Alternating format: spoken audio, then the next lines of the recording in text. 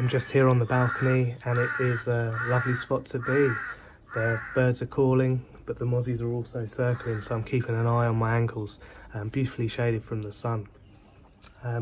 This morning I did a little bit more digging into the Thai elections, and it does seem that it's less clear cut than I initially thought. They have got a hung parliament, and there's no obvious fit for either party to form a coalition.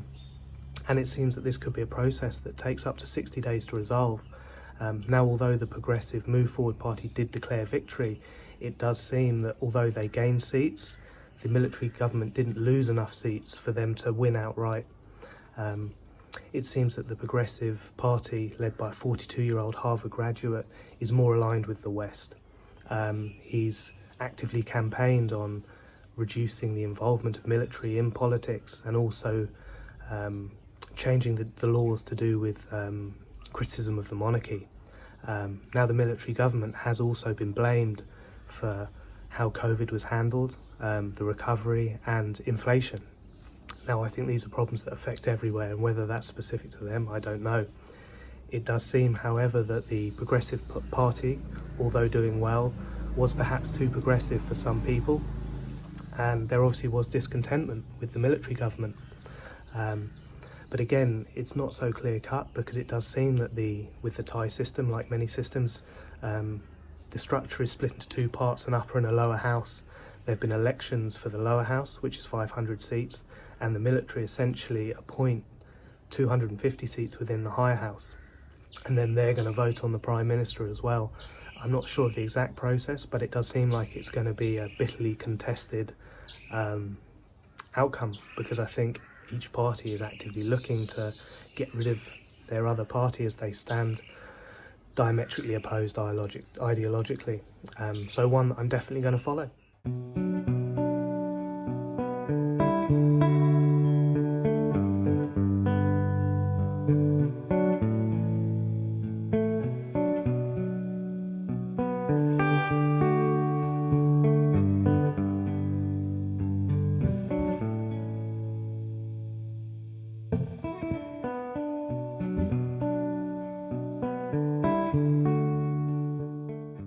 We've decided to go out midday to go and get some food, probably head over to the pier where we arrived from, and then also we need to check out how to get off this island and go back to Trat. So a few things to do, and we need to find some yellow gasoline. We are ready for the trip.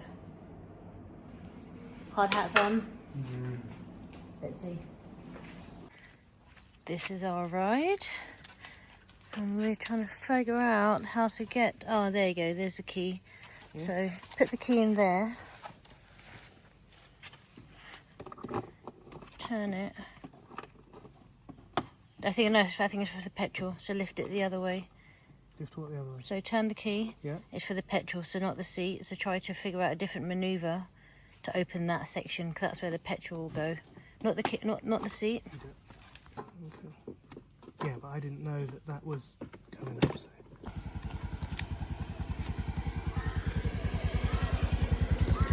Oh, that's really hot. Ow. Ooh, that seat is hot. Come to get some, not Coke, but gasoline for the bike. And the kind lady is going to double check how we do it. I think I have been shown, but she's going to show us, so that's cool. Kapunka. So, do the key, open it. Yes.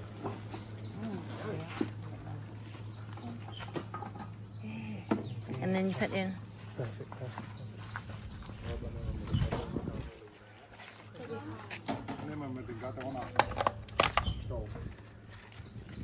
Saves any spillage. And how much was it for 60 baht. 60 baht a litre. So that's about £1.50. That seems a bit more expensive than it was from the petrol stations. Yeah, it's because we're in a remote island, so.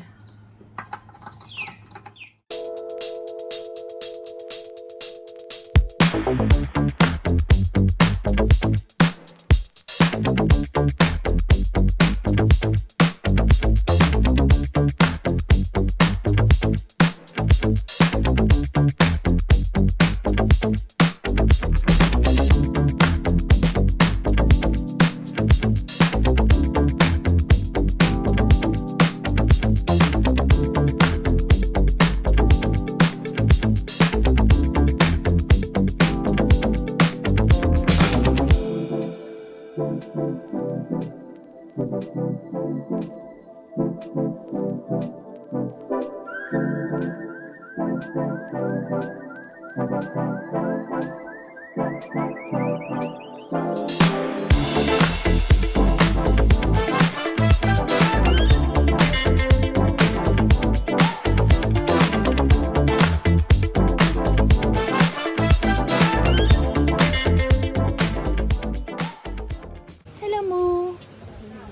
were more chilled out during the day. Look, it's hot. Kapunka. Oh, sorry. Bye, Moo. It's definitely all about taking the opportunity to get to know the dogs with the owner there. I've learned that one the hard way. Know the name and just keep saying hello Moo, hello Moo. But they do seem more chilled out during the daytime. This is when we're out, daytime. So we've come back to the pier where we arrived yesterday, and this beach is just so much more cleaner than the one near our resort. And this was only like a 5-minute drive here, scooter ride. We've gone back to where we ate yesterday, and then we're going to go and check out here. They sell tickets, so you can get one of these boats to this little island called Koh Mak. And also we're just going to inquire a boat back to Trat for Friday. So yeah, but yeah, feeling at peace in this. There's a bit more life on this beach. So yeah, good.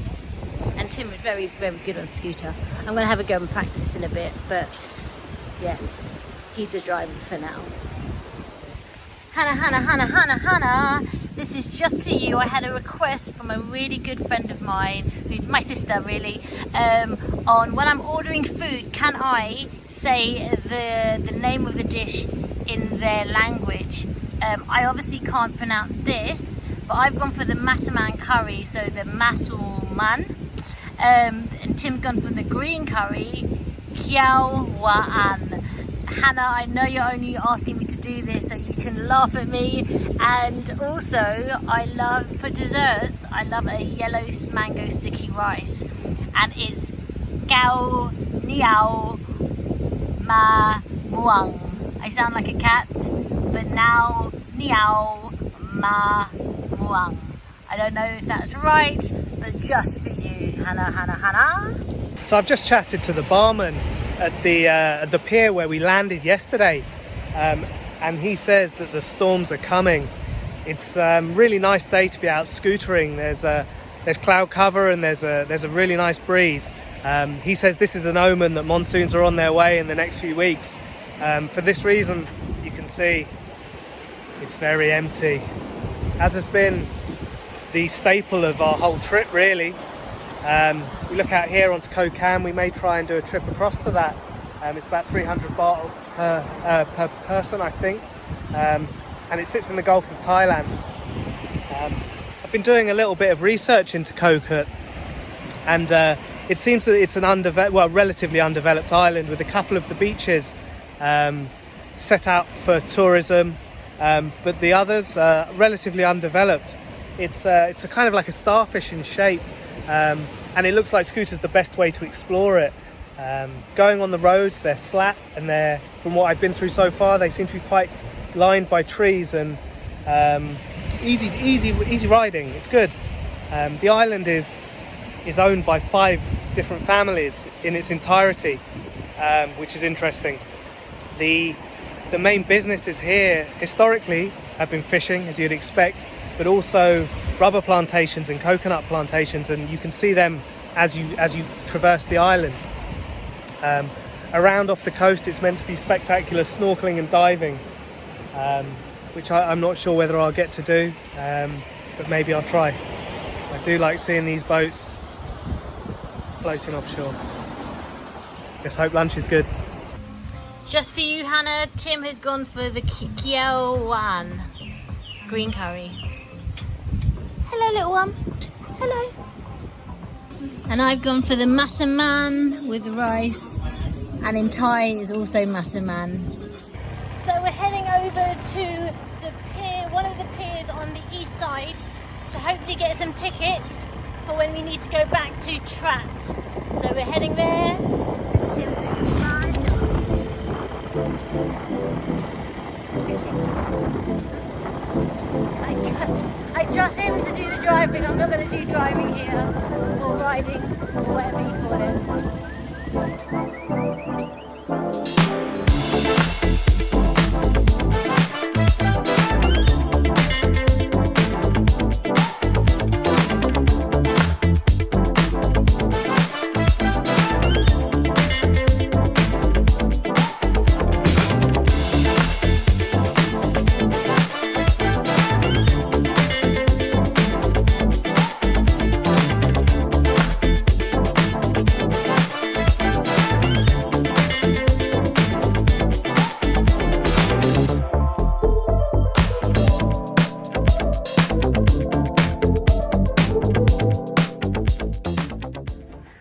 How's that, Tim? Yeah, fine. Feeling good? Keep it low speed.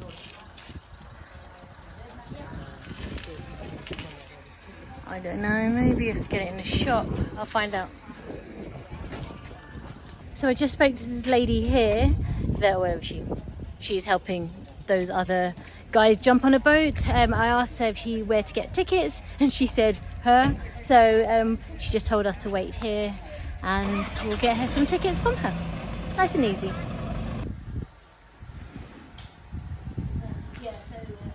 Saturday.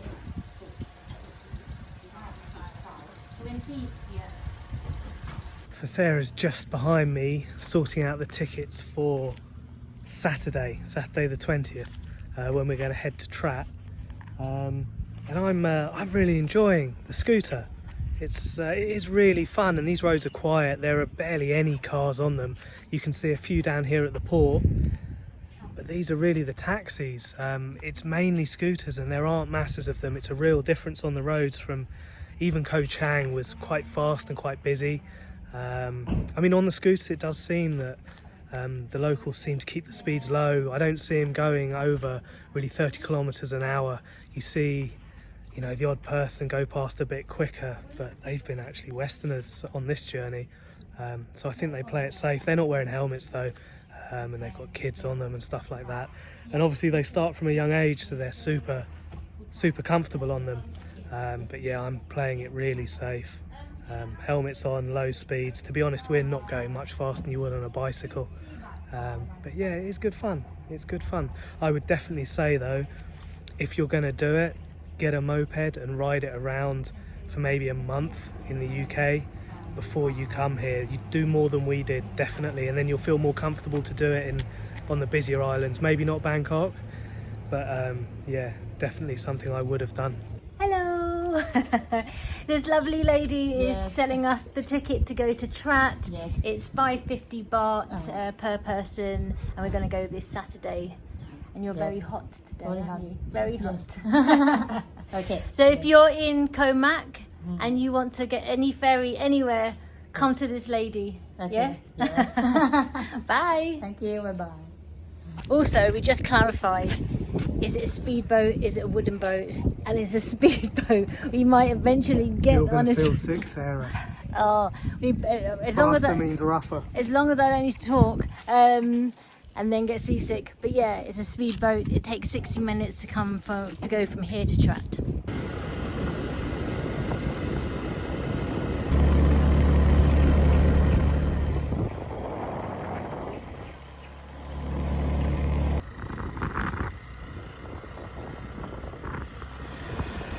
So we have arrived here at the viewpoint, which is the southernmost point of this island.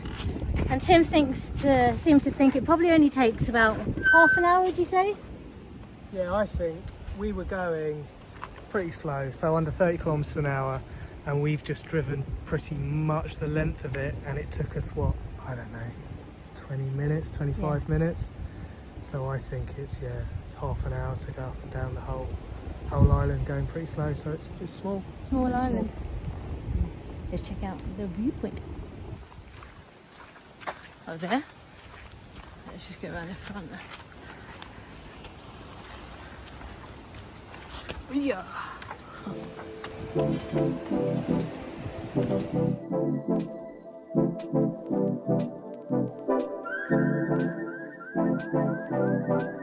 So we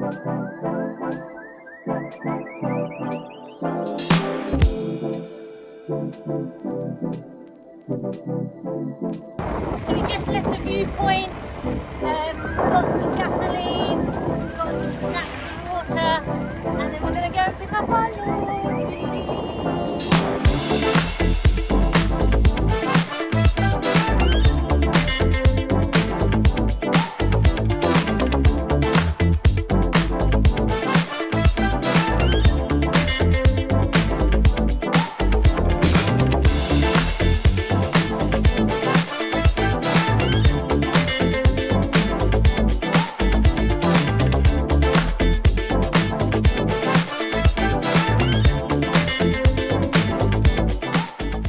So we've made it back to the hotel. We did stop off at the laundry place, but Not no, ready. it was still hanging up on a washing line. Tomorrow morning, that is when we can collect it. Yeah, so I wanted to talk about our hotel manager, Mr. Peak. I think it's Mr. Peak anyway. I'm pretty sure it is. But he was cool. He rented it. He let us use the scooter for free the first night, and we went to see him again this morning because I managed to lock the safe. I don't get these safes. They, I don't know. Anyway, but he just handed over the key to the safes and said, "I'll go and open it. It's fine." And when I took it back, he was like, "Oh, do you not want to hang on to the key?" And it's like a universal key for all the safes. And the general theme when dealing with him is he's desperate to get rid of you as quickly as possible. He'll just go yes, yes, yes, yes, yes, yes, yes, yes, yes, yes, and he repeats himself, and he doesn't really answer some of the questions. So what did you ask? You asked about the safe, but then also we were kind of asking if we could put any kind of gasoline in the scooters. And he's like, just yellow, yellow, just yellow, just yellow, Just yellow, key. And I don't know what he's so stressed about because there's nothing going on here. He does seem a bit stressed. He was on when I came in. Yeah, I reckon he's got a second job. Maybe he's a crypto investor, or I don't know. He's doing some online gambling or something. But yeah, he seems very busy and very stressed. And yeah, when you see him, it's like, how can I get rid of these people as quick as possible? And there's no one here. So Yeah. So this is an Asian pair in the UK when they come over, and they're available in the supermarkets. I go for these. However, here in the supermarkets, there aren't much fresh fruit. You can get them from the street vendors that slice it up for you, but we don't have any utensils here. So I'm going to check there's no bugs and try it. So,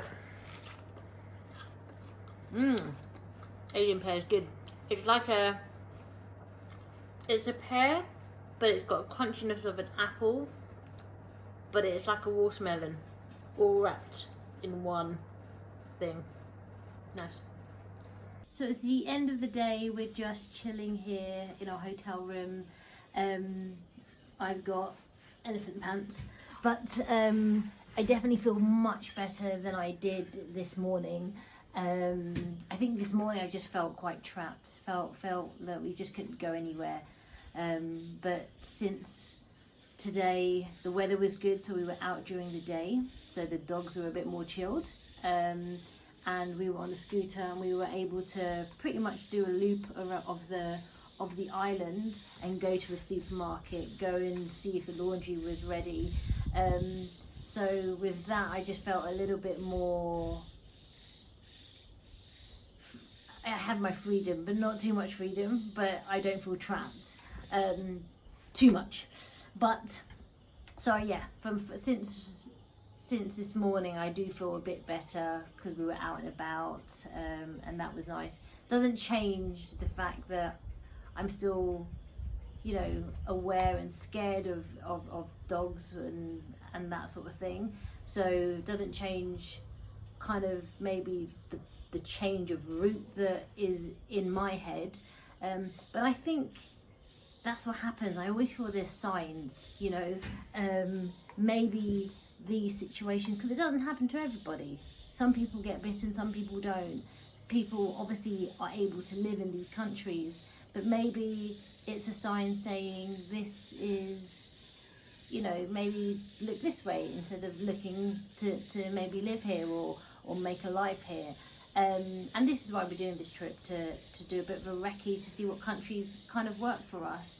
So yeah, I just feel like, yeah, not the victim, but there's signs to say this happened, and like it just makes you look in a different direction, and there's a world of opportunities in this direction. So yeah, I feel better today, and I'm glad that I'm able to watch those, like read those signs and navigate somewhere else, if that makes sense.